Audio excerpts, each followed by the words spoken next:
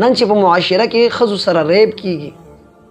دا شاته یو څو ورځې مخکې یو واقعه راغله انډیا کې، یو ډاکټره جنۍ وه او تقریبا 38 غنټې هغې ډیوټي کړې وه او ډېره اوچته ډاکټره وه او هغه دغه شانې اغوا شوه، ډېره زیادتي ورسره وشو، غریبې ریپ هم وشو، د هغې باوجود یې مړه کړه. نو په معاشرې کې دا ریپ ریشو چې کله سوا شوې ده د دې یو وجه بې حیایي او بې پردګي ده. که په یوې زنانه باندې چا سترګې نه لګېدلې نو هغې باره کې به غلط خیال د چا پیدا شي. اولنی کنیکشن د دې بې پردګۍ نه کېږي، ځکه خو الله رب العالمین په قرآن کې په دویم ځای کې فرمایي قل للمؤمنین یغضوا من ابصارهم ویحفظوا فروجهم. ای زما خوږه پیغمبره د مؤمنانو ته ووایه چې خپلې سترګې لاندې کړئ، سترګې ټیټې وساتئ او خپل د شرمګاه حفاظت وکړئ. وقل للمؤمنات یغضضن من ابصارهن ويحفظن فروجهن. مؤمنانو ښځو ته ووایه چې خپلې سترګې لاندې ساتئ. تاسو په لارې باندې روان یئ، اسپتال ته تللی، بازار ته تللی، ستاسو مخامخ سړی راغی نو تاسو خپلې سترګې ټیټې کړئ، سړو ته مه ګورئ نیغ نه.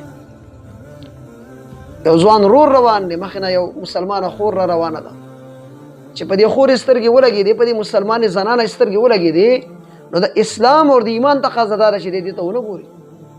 الله وایي قل للمؤمنین یغضوا من ابصارهم. مؤمنانو ته وایي چې خپلې سترګې لاندې ونیسئ. نو نن زما په معاشرې کې غټه المیه ده، دا مې د تره زوی دی پرده تې نه کوي، دا مې د ماما زوی دی پرده تې نه کوي، دا مې د کاکا زوی دی پرده تې نه کوي، دا مې اخ شی دی د نه پرده نه کوي، د خور خاوند مې دی پرده نه کوي، دا مې خینه ده خینې سره لاس میلاوي، گپ شپې لګوي، خبرې. محرم هغه دی چې همیشه ورسره نکاح حرام دی، لکه پلار، لکه زوی، لکه رور، لکه خوری، رواره.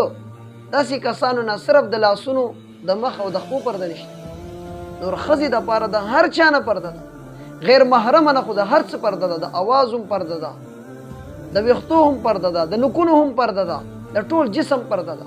او کوم چې محرمه دی همیشه دپاره ورسره نکاح حرام دی، نو هغو نه چې کومه بې پردګي ده صرف د خپو لاسونو او د مخ او د اواز، باقي جسم د هغو نه هم پرده.